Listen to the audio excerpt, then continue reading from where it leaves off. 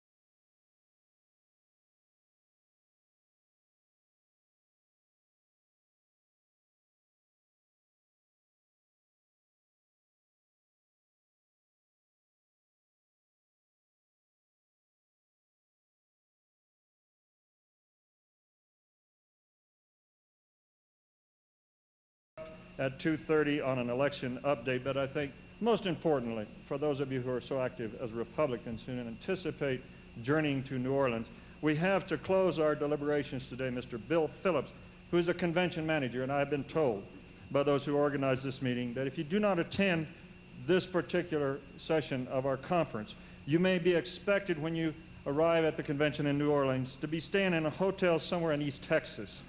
And so I would ask each and every one of you to come to our session this afternoon.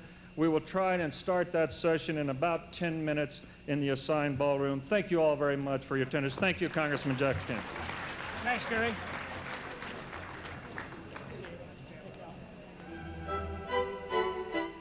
You've been watching a Unity 88 rally held in Denver, Colorado. If you would like more information, you can contact the Republican National Committee at 310 First Street, Southeast, Washington, D.C., 20003.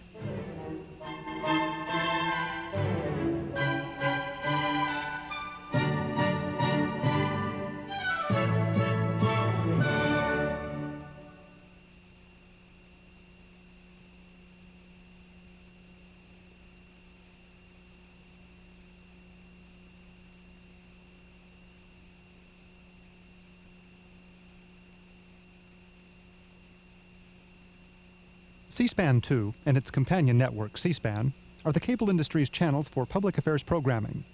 Since June of 1986, C-SPAN 2 has provided nationwide audiences with live coverage of the United States Senate and an inside look at the democratic process. If you have a question or comment about our networks, please write us at the C-SPAN Networks, 444 North Capitol Street, Northwest, Suite number 412, Washington, D.C., 20001.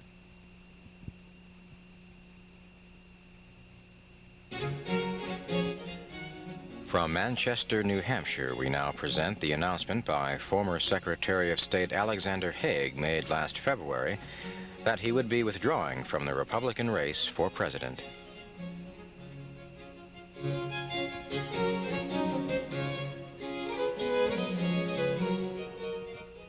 This is the most important of all.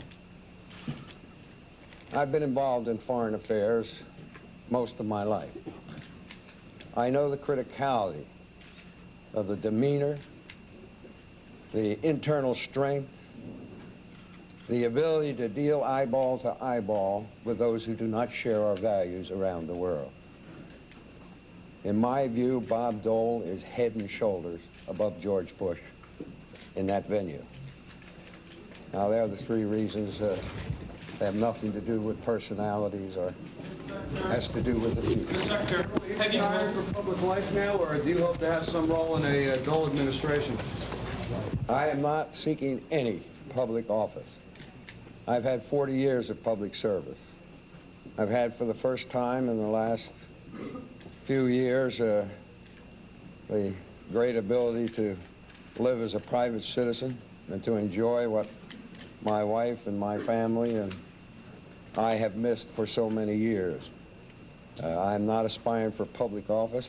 Let me tell you, why did I do this? Why did I come out today, just before a primary, and withdraw before I was tested?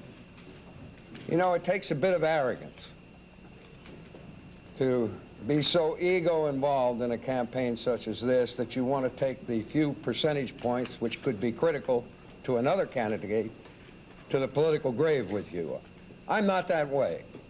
I want to make a difference. And as painful as it was for me personally, I felt if I could get my supporters here in New Hampshire, and believe me, they're a lot broader and a lot deeper than simple poll reflections. But if I could get them to throw their weight behind Bob Dole, it could make a difference for the right man to lead this country. You first approached Senator Dole about this, and do you have any discussion at all about your playing any role in his administration? None whatsoever. My first statement to Bob Dole was the day before yesterday when I assessed the prospects here in New Hampshire against the backdrop of my prospects nationwide, my fund resources, and my ability to carry on a credible campaign. That time, my first statement to Bob Dole was, I want nothing.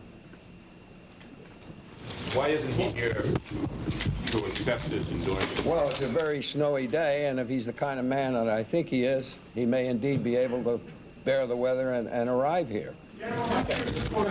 Conservatives who aren't likely to throw their support behind a moderate like Senator Dole? What do you mean by moderate? Don't you think your supporters are conservative who might prefer to support either Kemp or Robertson? Not at all. You read my statement when I talk in there about a man of the people, a man who understands the diversity of our country. It's Bob Dole who has the most strident and most, what I call, meaningful economic reform program of all of the candidates. All of the rest of them are dealing again with ideological theology, which brought us into the mess we're in and have not provided the solutions that this country must have. But Bob Dole understands that we need some near-term corrective action to reestablish the credibility of America in the world marketplace. General, do you think George Bush is electable as president under the Republican Party? No, I frankly do not. What do you think of Bush's weaknesses, General? I've discussed Bob Dole's strengths, and in contrast, I think they far surpass those in the key areas I talked about. Partnership of responsibility with the legislature and the executive branch, getting on with the cutting of this deficit, and dealing with the Soviet Union and maintaining world peace. Let me take this. Well, lo and behold, I told you he would make it.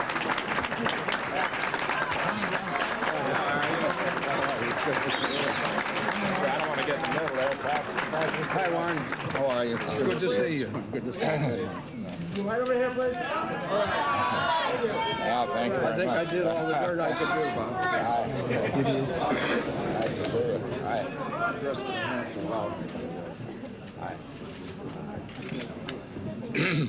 You taking all the questions? I've done about all the damage I can do. Well, let me first, if I might make just a brief statement, to express my thanks to General Haig. We had a brief meeting a couple of days ago, and this is a result of that meeting. I'm certainly very, very grateful. There's no doubt about it that Al Haig has had the foreign policy expertise in this campaign. I remember the debate in Hanover. We got into the question of warheads. We all asked Al to bail us out. But he is an American patriot. We discussed very briefly the other day that we generally have agreement as far as views are concerned. He indicated to me, and I haven't been here for the Q&A, but he indicated to me that he thought I could deal with foreign policy issues, that I was the best candidate. And I was very pleased when he said he had been out with a lot of us, and he looked at all of us, and indicated to me that he was concerned about leadership in America, as we all are. So I want to say to General Haig and to Pat and all the family and friends here that I appreciate this very much. I won't let you down. I'll work hard. This is a close race in New Hampshire, and I look forward to working with Al Haig and the future. I'm very happy to be here. Thanks, Al. Thank you, Bob. Sorry, English, not here. Yeah, I'm sort of left-handed. They want to give one shot at the shaking hands, I guess. All right. Yeah, yeah. Senator Dole, would you want General Haig in your cabinet? Have you made him any offers or promises? Term, Senator, what do you think this is going to mean to you? Well, it means a great deal to me personally. General Haig is well respected and, as I said, has served this country in many, many ways, probably more than any other candidate in the race in either party. And just the fact that Al Haig would indicate to me that he was going to support me, that's personally very, very important to me. because I think he's a pretty good judge. Senator, General Haig has a 51% negative among Republicans in this state. Aren't you worried that this will hurt rather than help you? No. Mr. Bush today said the issue was leadership, that he had the executive experience and that you had the legislative experience, and his leadership qualities was security to you. What do you say to that? I don't agree. I would just say that, you know, I've said from the start, this campaign is about leadership, and it's about issues. It's about who can make a difference and who has made a difference. And my record is there. I mean, it's there for everyone to see, including the Vice President. He'd like to check it. Senator, where would Al Haig fit into the Dole administration? You know, there wasn't any discussion at all. In fact, Al Haig said, I don't want anything, so we're not meeting for that purpose. And we just had a good discussion, and I expressed my thanks. Bill Brock was with me, and that was it. General Haig. Time for one more. General Haig, Vice President throughout this whole campaign, and you served with him in the administration. Is there something about the Vice President and his behavior in this administration that the public should know about, and most specifically about his connection with Mr. Noriega? Well, I'm not going to make any comments about that. It's all there for you to explore and look at and assess. I do think there's been less than forthright discussion of this issue by the Vice President, but that clearly is not the predicator for my decision to support Bob Dole. I just don't think that the two men compare in terms of what the senator said, leadership above all. Having made a difference,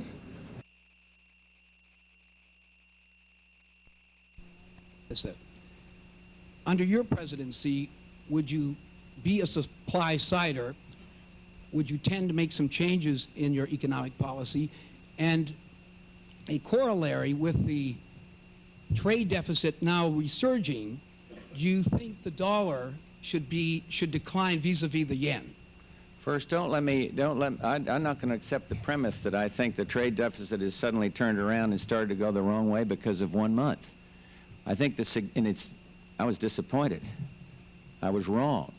I thought it was going to continue the improvements that we've seen continue to take place.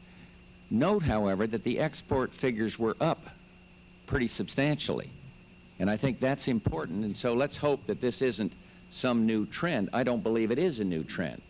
I believe that the dollar-yen relationship is going to guarantee an amelioration of the trade deficit without a lot of protectionist legislation. I also believe that protectionist legislation would shrink markets and, you know, make it worse. So, and what was the other part of that one? Do you think the dollar should decline vis-a-vis the yen? I think we ought to, you know, I am not one who believes that we ought to set the dollar or speculate as a public official as to what level it should be. I again will confess where I've been wrong. I'll give it to you this way. I had one of the most prominent industrialists in this country come to see me when the yen was 240. And he said, if it gets below 200 to the dollar, that will take care of, I think he said 60%, but let me just say 40 because I can't remember it too, of our trade problems. It never stopped at 200. It went plummeting on. And so, or it went strengthening itself, and the dollar was less and less.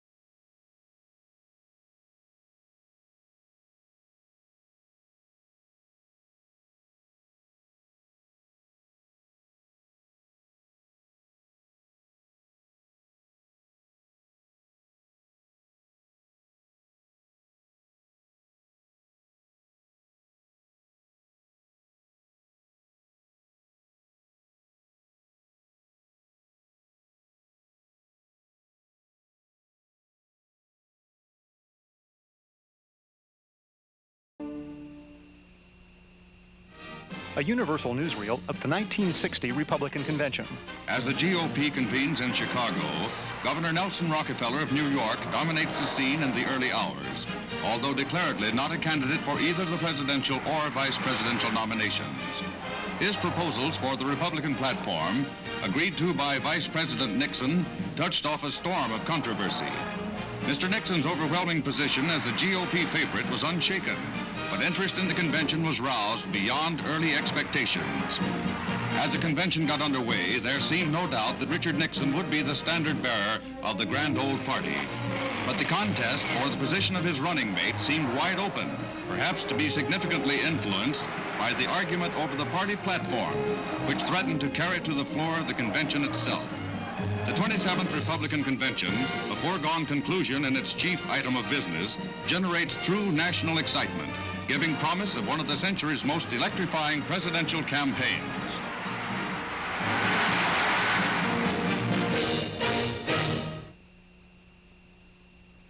The C-SPAN update offers you a look at the inner workings of public policy, from Washington and around the nation. Our weekly newspaper also reports the major events we cover. Call 1-800-321-3700 for a subscription to the C-SPAN update. It's just $24. When you order your subscription, we'll send you a free gift, a copy of Gavel to Gavel, a guide to the televised proceedings of Congress. Call 24 hours a day, 1-800-321-3700.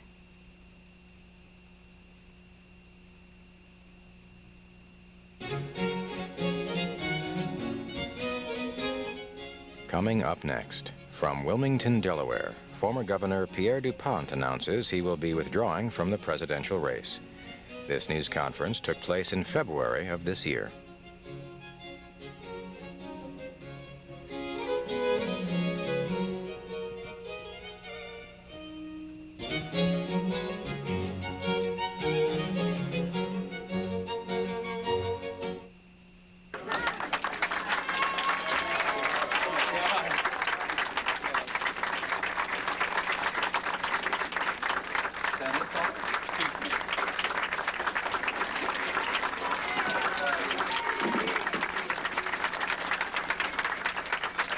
Thank you.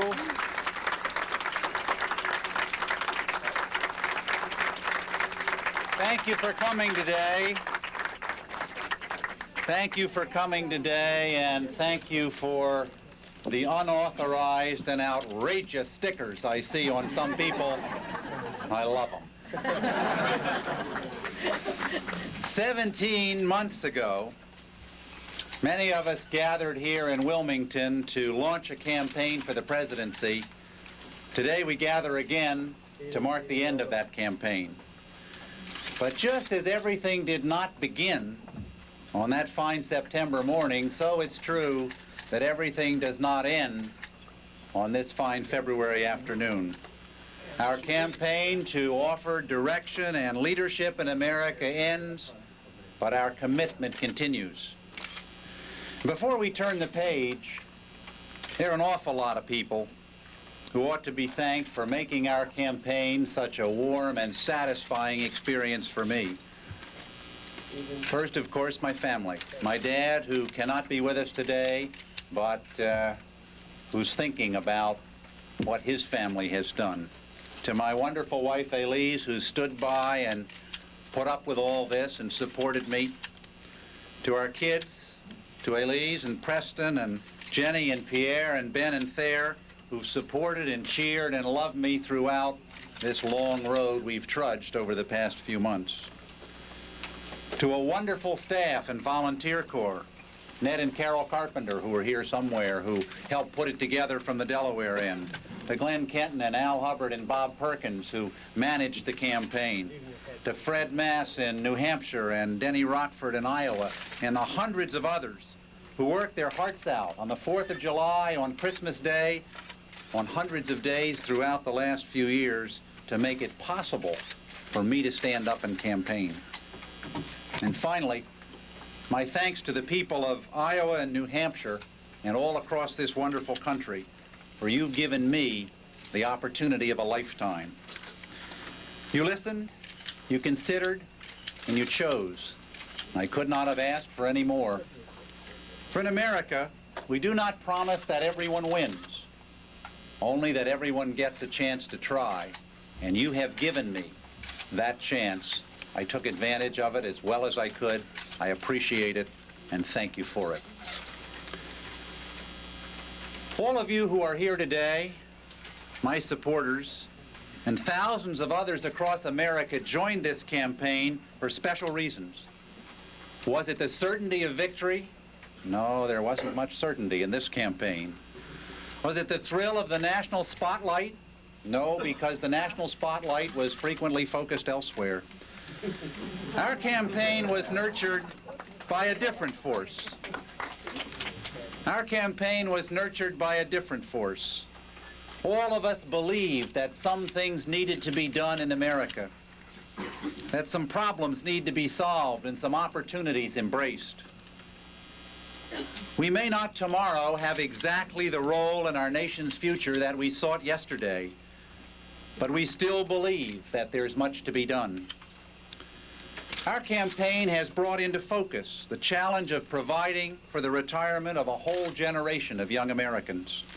We've offered a solution, but the choice of a financial security account to augment one's Social Security account is not yet available, so there is much work to be done. Our campaign has illuminated America's understanding that farm subsidies are a mistake, welfare checks a prison, drugs a horror, and poor schools a crime, and all of us can be enormously proud of that accomplishment. But the subsidies persist. The welfare system continues to inflict its damage. Drugs are in many classrooms and quality education in too few. So there is much work to be done. Our campaign may have ended, but the challenges are still before us. We move those challenges forward to the front of the debate, to center stage. And those challenges are urgent, they are real, and they will not disappear, and neither will our efforts to address them. And so today, our campaign lowers its flag, but our crusade continues to march. All of us can pause to catch our breath, but none of us should think it's time to end our quest. To paraphrase Winston Churchill, a man who lost some battles, but whose courage won crucial victories, today is not the end. It is not even the beginning of the end. It is only the end of the beginning. Thank you for your support, and God bless you.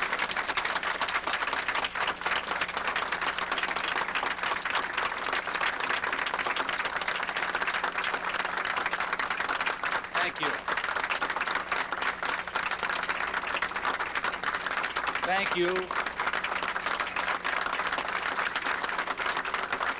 Thank you very, very much.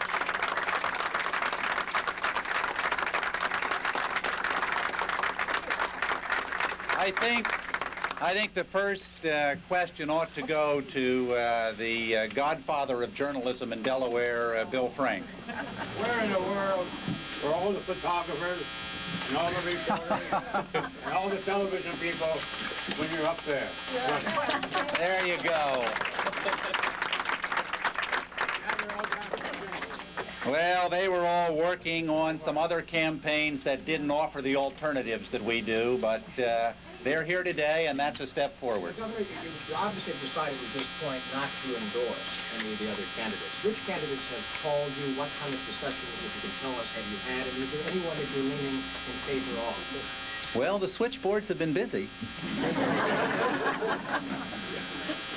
This process to pick the next president of the United States has really just started. Only 2 states have really voted in caucuses or primaries. I'm going to let the process go forward. I'm going to help whoever comes out of that Republican convention in New Orleans, because I believe it important that the next president of the United States, first of all, be a person who shares our conservative values, and secondly, who shares some of the understanding that we've put forward in this campaign on the issues. I'm not going to endorse anyone at this time. I am going to try to persuade all of those Republicans to address some of the challenges that we brought forth in the campaign. Yeah, just to follow up a little bit on what was asked here earlier, the fact that the cameras weren't there, what in particular, do you blame anybody in particular? Blame the networks, blame the media? Or do you blame yourself? Or do you blame anyone? Well, I don't think they give you enough tape. I don't blame anybody. A presidential process is one of putting forth ideas for the future. We put forth ours. We obviously didn't have, coming into the campaign, the position of the vice presidency or minority leader in the Senate. And so perhaps our campaign got a little attention, but it's a good process. I've had a fair shot, and I'm not going to blame anybody. Yes, sir. Governor, which of the other candidates, to follow up on that gentleman's question in a different way, which of the other candidates that are out there now on the Republican side of this race do you feel most closely parallel your own political thought process? Well, you know, all of... Who's the beneficiary of your losing the race? Oh, well, the pollsters will have to tell you that. The track record the pollsters had in New Hampshire, I'm not sure I trust their judgment anymore. But I would say that in this campaign, I have challenged Bob Dole on taxes, and I've challenged George Bush on his agenda, and Jack Kemp and I have had 3 or 4 debates about the health of the Social Security system and the importance of changing agricultural policy. And I think all of them have a little piece of it right, and I hope by the time we get out of the convention that one of them has it all right. Some young lady over here. Is that in the cards for you, Vice President? Well, you've heard me answer that question before. Our campaign has been a campaign of change, about the need to change the way we educate young Americans and protect the retirement of elderly Americans and so forth. The one office in the whole United States of America in which, by definition, you can change nothing at all is the Vice Presidency of the United States. So, no thank you. See you in 1992. Oh, look, this campaign's only been over for 4 minutes. It's a little early to be making those decisions. Yes. I was in New Hampshire with you, and you were saying as late as 9:30 Tuesday night, and repeatedly all day Tuesday, that you were going south, we were going south. What happened between 9:30, 10 o'clock Tuesday night and this morning? We looked at the final figures in New Hampshire. I thought all day Tuesday that perhaps I was leading Jack Kemp, that perhaps Bob Dole and George Bush were going to finish somewhat differently, and I saw under that scenario an enormous opportunity to take our issue south. We came back home on Wednesday. We looked over the situation in terms of finances and politics and schedule. And I believe that with the resources we have, that we could not mount the kind of campaign we would have needed to win in the South. Do you want to hear ahead of your time? Do you think that Americans just weren't ready to hear your message? No, I think there was a lot of chaff in the air, and my message had to compete with all of that.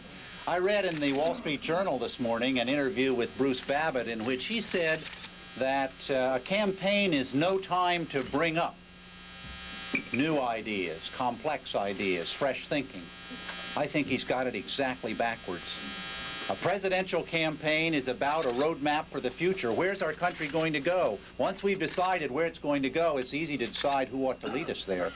I think we did exactly the right thing. We put forward some issues that people understood, that people identified with, and all that was lacking was a few more votes. But corn subsidies in Iowa, clearly it wasn't the thing they wanted to hear there. Most people in America understand that paying $20-some billion a year of our hard-earned tax money to subsidize the growing of tobacco, to prop up the price of cotton and corn and sugar and wheat, is a policy that's 40 years out of date and needs to be changed. Now, Iowa's a tough place to sell it, but it's the right thing for the country.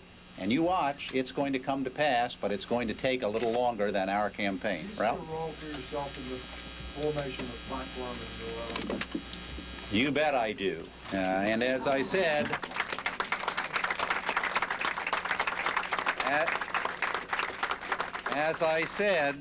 the campaign has lowered its flag, but the crusade continues to march. And I want to take these ideas that we put forward, that are right for the future of America, that are coming in America sooner or later. I want to see them in the Republican platform. I want to see the Republican nominee stand up and say, yes, it is time to give people a chance to save for their retirement, to phase out farm subsidies, to do something about welfare. We'll be there in New Orleans in August arguing our case. I talked to Governor Orr yesterday, who's the chairman of the Republican Platform Committee, and she said, what are you going to do next? And I said, I'm going to take this whole bunch of ideas and put them in your lap. And we'll be there with those ideas. Considering that you didn't sell these issues, do you see any better chance of selling them in New Orleans than New Hampshire or Iowa? I think we have made an enormous impact on the process. Bringing up the challenge of the Social Security system has caused the bureaucrats who work in that system in Washington to run television ads saying everything's fine. They know it isn't. They know Pete DuPont pointed out something that needs fixing in the Social Security system. But we've had an enormous impact on the process. I think we'll continue to have one all the way to November the 8th when we're going to pick a new president. Governor, you announced far earlier than all the other presidential candidates. Why, in your opinion, weren't your ideas, why didn't they catch on? Big country, lots of competition. But you know, the ideas caught on. What didn't catch on was enough voters to make a difference. Two people I talked to outside of polling places in New Hampshire on Tuesday that I thought said it all. One was a young woman coming in with a couple of kids. And she said, not to me actually, but to my sister who was standing there in the freezing cold, she said, you know, Pete DuPont's the guy I'd like to see President of the United States, but I don't think it's his turn. And so I'm going to vote for somebody else. And you were there, I believe, when an elderly man came out of a polling place in Manchester and grabbed me by the side of the arm, and he said, well, I voted for you. He said, I don't think you're going to win, but I voted for you because you are the only candidate that's telling it like it is and telling us the truth, and what you said in your campaign is right. It just takes a long time to get that message through.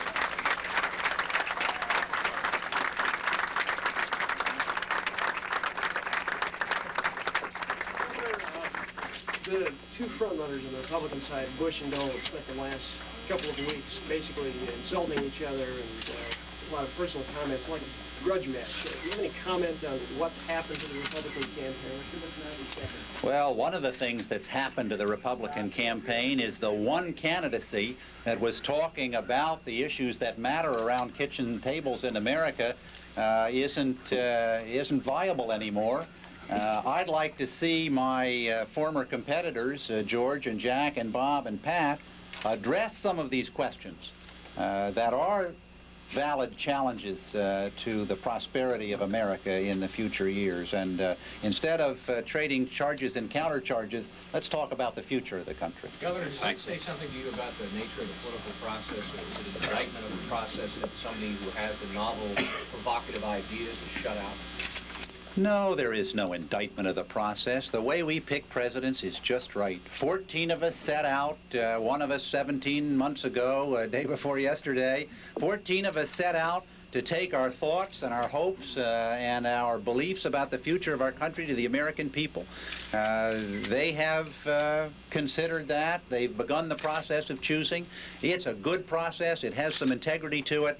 I would simply say that it wasn't our time, but our time is coming. Way in the back. What are you going to be doing now in the next week and then in the next few months? Are you going to be staying in Delaware? Well, next week I'm going back to Iowa to say thank you to an awful lot of people who worked for us there, and then to New Hampshire to do the same, and then I think maybe I'm going to come home and have dinner with the family a couple of nights in a row, and that'll be a record.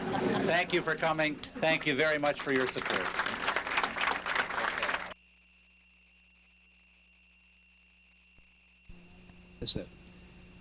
Under your presidency, would you be a supply sider? Would you tend to make some changes in your economic policy?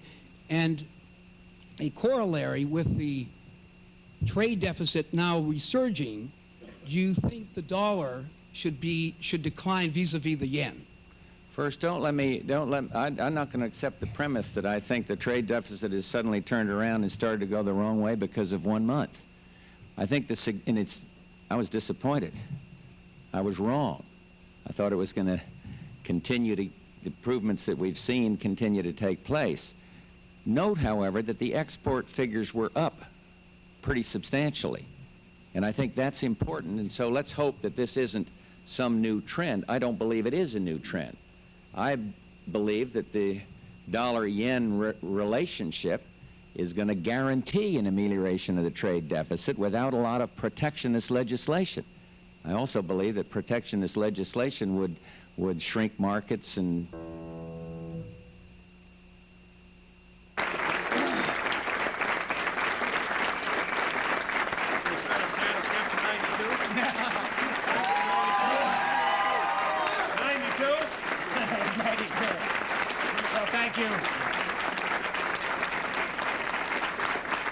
Thank you very much. Thanks. Thank you.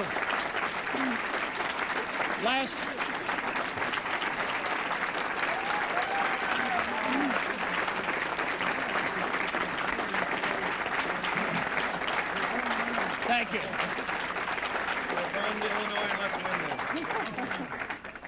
Last April, when I was explaining to my family about our race for the presidency, we had a moment of family time. Jeffrey was there at the time, as well as Jimmy and Judith and Jennifer and Joanne, of course. And I quoted the book of Ecclesiastes. I'd like to share it with you today.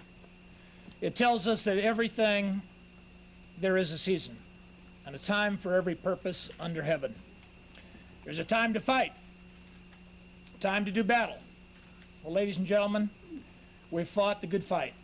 We fought long and hard and well. I want to thank from the bottom of my heart my family, my colleagues and comrades in arms, the large family of Kemp supporters across the country. I want to tell each and every one of you that you can hold your heads high. We've waged an honorable, a spirited, a principled campaign on issues and ideas. And frankly, in many ways, that's the most important victory of all. But then there's a time to refrain, a time to not fight, a time to accept defeat in one battle so we can move on to fight again. I want to salute my fellow candidates, George Bush, Bob Dole, Pat Robertson, and Pete DuPont and Alexander Haig as well. And Joanne and I particularly want to congratulate today George and Barbara Bush for their great victory across the South on Super Tuesday. Today, I'm withdrawing from the race for president. I'm folding up my tent, but I want you to know I'm going to continue to carry the flag high now and in the future.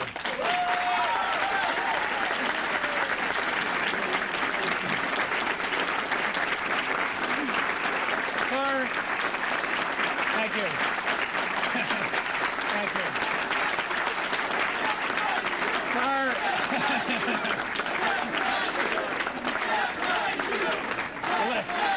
Let me get through 88 first.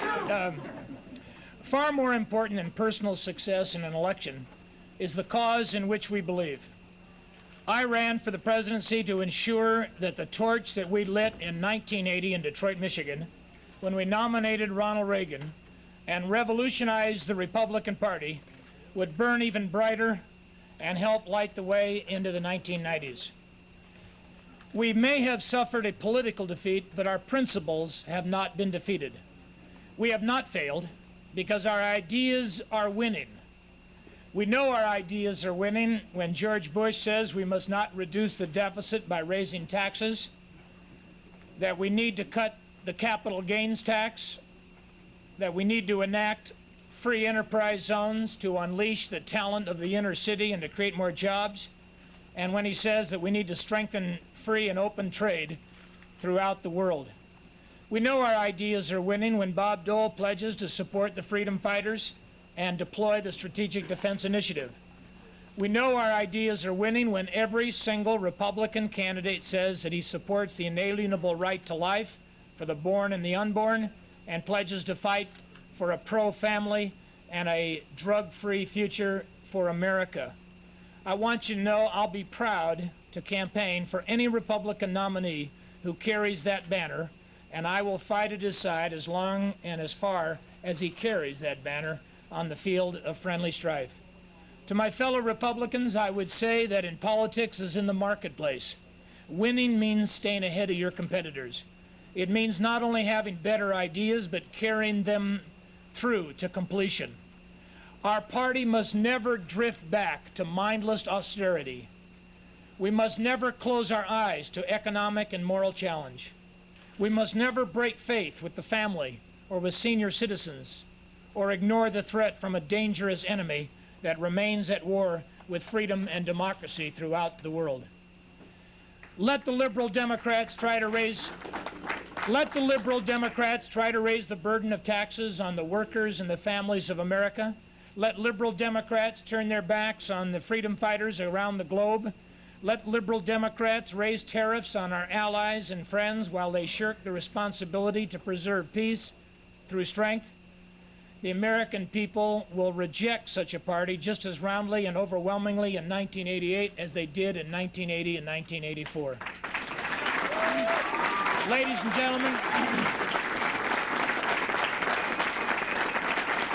and gentlemen, we must not compromise with the liberal Democratic Congress. We must replace the liberal Democratic Congress with a free enterprise Congress.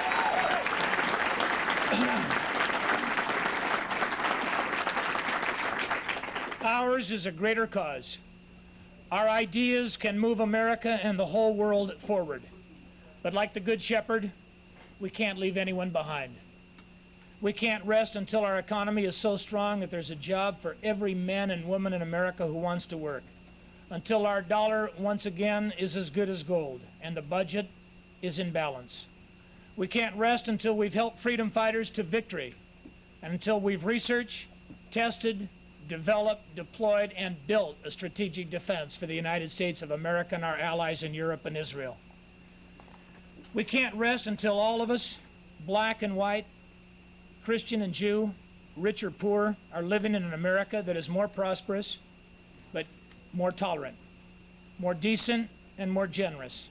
An America bound together as the founder of our party, Abraham Lincoln, envisioned a Republican Party as a people party, as a freedom party, as an emancipation party, to help make America one nation under God with liberty and justice and equality of opportunity for all. I want to close, if I can, my remarks by pulling from my pocket something I've carried around with me since Super Tuesday. Joanne and I went to bed Tuesday night and found a little note on our pillow from one of our children. It was from our daughter Jennifer, and she told us that she loved us and that she was proud of us. And then, as a typical Kemp child, she ended by quoting Winston Churchill. And it wasn't because they all went to Winston Churchill High School.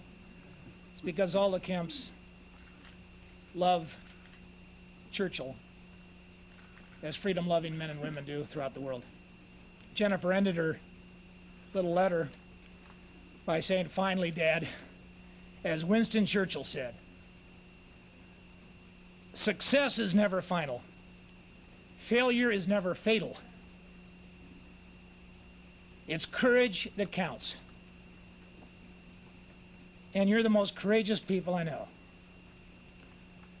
Well, I want you all to know that no father, no candidate, no human being could ask for more than to have a courageous family, courageous comrades in arms, and courageous men and women around this country who believe in the ideas upon which America was built in the past and upon which alone we can build a great victory for America and the world in the future. Thank you, Jennifer. Thank you to my family. Thank you to each and every one of you, and may God continue to bless America. Thank you very, very, very much.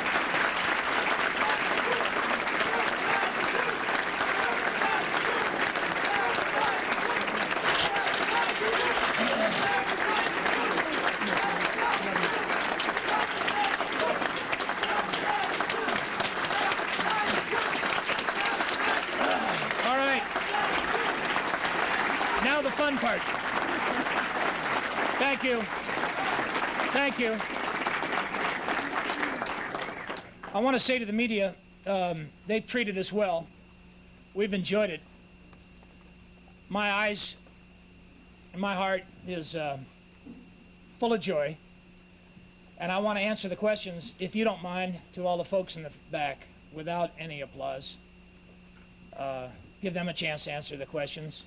And I think it'd be far more appropriate. And wouldn't you know that we're going to start with Sam Donaldson. Mr. Kemp, what went wrong here? Where was the flaw? Was it the message? Was it the messenger, or what?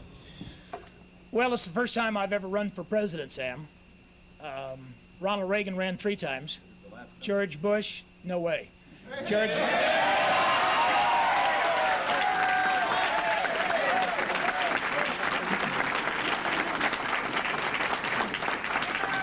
now I told you all not to clap. George Bush and Bob Dole have both been around the national campaign 2 or 3 times. I don't think there's ever been anybody who's come out of the House and captured it the first time. We started as an underdog. Our ideas are dominating the debate. And as I said in my remarks, I believe with all my heart that the Republican Party is different today than it ever has been before, thanks to Ronald Reagan, and frankly, thanks in part to what Jack Kemp and my colleagues started back in 1980. So I think that's a victory, and I don't think that's any reason to look back on defeat. We're going to move forward. Yes, sir. Will you run for any other office before '92? I'm not running for the House. And as I close my 18-year career in the House of Representatives, being a representative from Buffalo, New York, it goes without saying that that's been a great honor and a great privilege. I'm not making any plans to run for the Senate. Obviously, you don't run for the vice presidency. I announced today, and I don't expect it, but I announced today that I'm going to be very active in helping elect a new Congress. I think that's essential, that these men and women in our party get reelected, and I want to be active in the 1988 campaign. And I'm going to reflect for a couple of weeks with my wife and family and play a little tennis and ski and give a lot of thought to the future. But as I said, the flag is going to keep flying high, and we're going to campaign vigorously for the nominee of the Republican Party. Yes, sir. Congressman, aside from your defeat and withdrawal, what accounts for the poor showing of the conservative movement generally this year after riding so high in 80, 84, coming in with Reagan and seemingly pooping out? What happened there? I think it's pretty obvious that every candidate in the race is a conservative. They're all Reagan conservatives. The rhetoric of our party has changed, I think, for all time. And as I said in my remarks, the issues upon which the candidates are campaigning, to a large degree, were shaped by that platform of 1980 and again in 84, by the Reagan Revolution and by what Kemp and others have been talking about. So very frankly, I think everybody in our party, there are no liberals left in the Republican Party. We're all conservatives, and I think those are I'm just suggesting that it is ideas that is going to elect the next president, and I want our party to be the party of ideas. Follow up. Just a few days ago, you drew a sharp line between conservatives like you and Bush and Dole, who you called the old establishment figures, and said that if one or the other were to be the nominee, that would be the end of the Reagan Revolution. Are you changing your tune today? Well, I was suggesting that in 1988, we need a candidate, we need a nominee, that is going to keep alive those ideas that began in 80 and 84, that talked about the Republican Party not as an old party, but as a grand new party, that was willing to reach out to black and white and brown and Asian Pacific and to be a party that Lincoln wanted it to be. And as I suggested in my remarks, when you've got Vice President Bush talking about cutting capital gains tax and supporting free enterprise zones in urban and rural America to unleash the entrepreneurial sector of the minority community, talking about free and liberal open world trading system, and not balancing the budget off the backs of the poor or off the backs of national security or off the backs of Social Security, I'm convinced that we have changed once and for all the party. I don't want the Republican campaign in 88 to be an 86 type campaign where it was themeless, issueless, idealist, and if they continue to move these ideas forward, I think the party can win in 88 no matter the nominee, and I will campaign vigorously for the Republican nominee in 1988. Yes, sir. That you do not expect to get the nod for vice president, but you did remark one time when you were debating with Mr. Bush, when it was just the two of you, that people might be looking at the Republican ticket for 88. I didn't. I have never said that. If Mr. Bush does ask you to be his running mate, you won't turn it down, will you? Well, let me say again, you don't run for vice president. I have not been in this for anything other than to champion these ideas and to run for president. I don't expect to be asked. I'm going to campaign for the candidate who wins the nomination. If you were asked, obviously any human being on this earth would have to stop and consider that very flattering and awesome thought. But as I said, I don't expect it. I am a very activist Republican conservative, and I just don't believe that is really in the cards. But would I think about it? The answer to that is yes, just as a human being. Yes. With all due respect, many of the things you said during the course of your campaign have been quite unique, especially your emphasis on early deployment of the SDI. Right. How can you, in good conscience, recognizing the importance of this, or as you have asserted throughout your campaign, withdraw from the campaign and risk the fact that this message is not going to continue to be spread to the American population? Well, I think even the supporters of early deployment of SDI would recognize that after Super Tuesday, without money and without anything more to go on, that it is tough for me to continue. Both George Bush and Bob Dole have talked about strategic defense. I am not endorsing anybody today. One of the reasons is I want to fly that flag throughout the 1988 campaign of early deployment of strategic defense, and I'm going to do the best I can from perhaps the sidelines of the presidential campaign, but I'll guarantee you I'll be in the thick of the battle, in the fight to make this country secure from intercontinental ballistic missile and help deploy it in Europe and in Israel or anywhere else in the world in which there's a threat. Will you endorse before the convention? I don't have an answer to that right now. I'm not endorsing today. I called Bob Dole last night, called Pat Robertson last night, I called Pete DuPont last night, I called George Bush last night, and I told them what I was going to do today and wish them Godspeed as I do, although Pete's not in it, but wished Pat and Bob and the Vice President Godspeed. And I told them that I was not going to endorse, and I'm not. I may before it's all over, but at the moment I'm not. I want to keep the issues at the forefront of not only my agenda, but the agenda of the Republican Party, and this is, I think, the best way to do it. Is the campaign essentially all over? Is it over? Is my campaign over? No, I withdrew. Is the Republican campaign. Is the nomination fight over? Bush have it locked up? Well, the Vice President has a strong lead. He has a strong lead.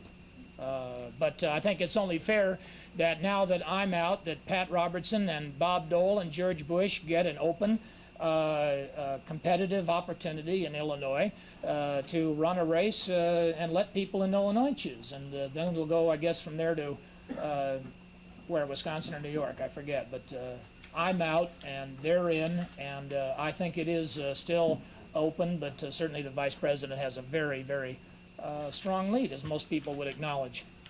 Yes, sir. How will you remain in the limelight until the next presidential election? Well, we're going to be very active in the congressional campaigns. I'll be very active in the presidential campaign, and I don't think these issues are going to go away. Yes, sir. Congressman, are you going to be moving back to Buffalo, New York? Are you going to make your permanent home here in Washington, D.C.? Are you going to still... Well, I represent Buffalo, and I'll continue to do the very best job I can for them. I'm going to, as you know, We've lived in Bethesda, Maryland with our family, and all of whom went to school there for 18 years, and going back and forth to Buffalo in those 18 years almost 3 times a month. I'm going to continue to live in Bethesda, continue to represent Buffalo in the Congress, and make my decision as to what I'm going to do in the future predicated upon those doors that I believe will open. My mother taught me a long time ago, and something I teach our children: no door closes that another door won't open, and I believe that there will be an open door for public service to Jack Kemp in the future. Yes. How much would you say you were hurt by the Robertson campaign, and would you say to the party in general it's a plus or a minus? Well, it's a plus. It's definitely a plus. There are lots of folks who have come into the Republican Party who share conservative values, who believe in the traditional Judeo-Christian ideals and principles. Certainly he has helped bring people into the party. I like to think I have as well, and in my campaign I took a backseat to no one in support of those values. Now, having said that, I think it has been a plus. It's very clear that George Bush ran on the Reagan agenda. And I think that the vote for George Bush, with all due respect, today is a vote in the Republican Party for the most popular president and certainly the most growth-oriented president that our party has had in a long time. And I think that isn't to denigrate George Bush, it's simply to recognize that I was running against Ronald Reagan. And that's a surprise because I am his strongest proponent, at least in the terms of the ideas that were launched back in 1980. Yes, sir. How much do you think Robertson hurt? Was that a political surprise to you? Do you think your base vanished as soon as George Bush became clearly the Reagan advocate? The base, I don't think it vanished, but I obviously, we were competing for the Reagan wing of the Republican Party, and he won. He was vice president for the most popular Republican conservative president of this century, and he was not only the vice president, but he served him loyalty for 8 years. He is supporting many of the ideas that Ronald Reagan ran on in '80. I hope the campaign in 1988 is a campaign of issues and ideas and vision, and if it is, I believe that we can win in '88, and it should be obvious that I was competing for that wing of the party. Yes. Can you say today that you are absolutely ruling out a campaign for Senate in New York? Well, I'm not going to rule it out. I'm not planning it, not thinking about it. We're going to spend 2 or 3 weeks with the family doing some things that we wanted to do that haven't had a chance to do, and think about the options that are open to us. But I have no plans, and I truly am not thinking about it. You know, I know you'll say that the door's still open. Maybe that is a crack, but I think it's only fair that I would talk to everybody about the possibilities. The one thing I have ruled out is running for re-election to the House. Yeah. Are you in debt, and if so, by how much, and how are you going to close it out? We're not in debt. Joanne and I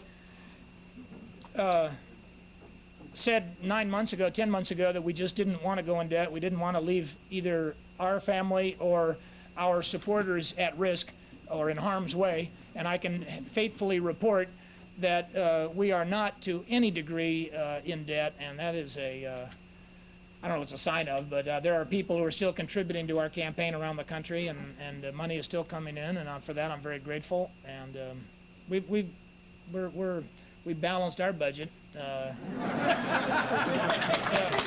Susan. President Bush last night, did he sound as if he had, as you said, opened any doors for you? No, and he knows that Jack Kemp would not have called him for that reason. I think my competitors respect me as I respect them. I would never have called the vice president to try to put an idea. That's not Jack Kemp. A. B. I don't think the vice president is going to have to give a lot of thought if he does win the nomination to who he wants to run with him. So he praised my campaign, and I congratulated him and wished him well, and he also, I want my family to know, had tremendous praise for the Kemp ladies, my daughters, because they obviously ran into Bush and Robertson and Dole and DuPont children all over the country, and I think that's a blessing to the family that they all got to know each other and all handled themselves so well on the stump. Is Rudy Bosch with Senate committee pressing you to make a decision on a Senate race? I've not talked to Rudy. not talk to him. Yes, sir.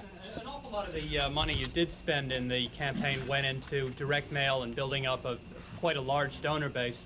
What are you planning to do with that now? Are you thinking about trying to set up some sort of an organization that will allow you to keep that? It's too early to think about that. We have a political action committee. As I said in my remarks, I'm going to be very active in helping elect a Republican Congress in 1988 and beyond. I plan to be an active participant in the 88 presidential elections. So I'm not going to do things that only represent me. I think I represent a lot of people, certainly represent a lot of good ideas, and I think they're best typified, if you don't mind, in a short telegram from Bob Woodson, who wrote me saying, Jack, best wishes and thanks for your leadership in our cause. Long before you were a candidate for president, you carried our banner for tenant management, urban homesteading opportunities, enterprise zones for the inner city poor, for blacks and Hispanic people in America. God bless your continuing efforts in behalf of the high ideals that we share. Love, Bob Woodson, Kimmy Gray, Bertha Gilkey, Mildred Haley. I'll tell you what, that means as much to me almost as the letter from my daughter, because I really believe that these things are something that the Republican Party must address if it's truly to be a Lincoln Party. And when I think of what I do in the future, I can assure each and every one of you who are watching or listening or standing or the media that's seated, I am going to make a decision based upon what can help advance those ideas that can make our country and the world better, and that can move these ideals and values forward, and that can help assure the survival of this precious experiment in human freedom, and ultimately win a victory for America in this very dangerous world. So thank you for being here. God bless you, and may God bless America. Thank you all for all your love and support. Thank you. Thank you. Thank you.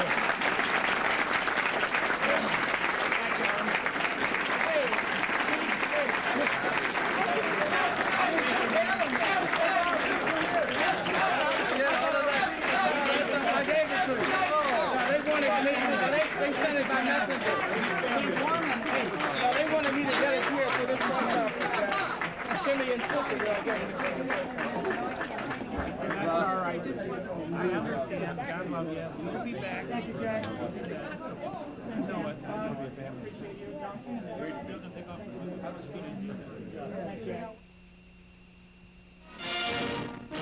A universal newsreel of the 1960 Republican Convention. The big nominating conventions go into political history. First, the Democrats named the Kennedy-Johnson ticket.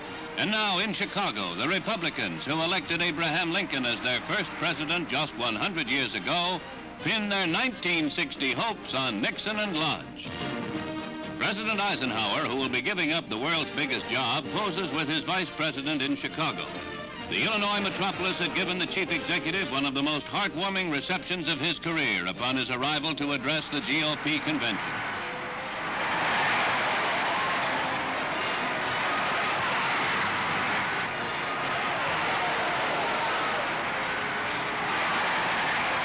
Thank You Ike Day is the theme for the thunderous welcome.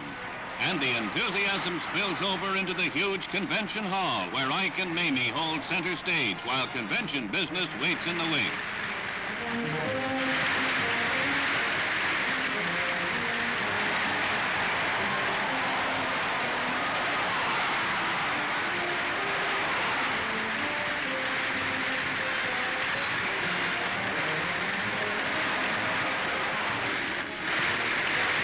The partisan crowd receives an accounting of the Republican administration's two-term stewardship. But the headline-making remarks of the president concern the issue of whether people everywhere want to live under communism or a free system. He hurls a dramatic plebiscite challenge at the Soviet Premier, Nikita Khrushchev. Concerning this matter of comparative national prestige, I challenge him to this test. Will he agree to the holding of free elections under the sponsorship of the United Nations to permit people everywhere, in every nation, on every continent, to vote on one single simple issue? And that issue is, do you want to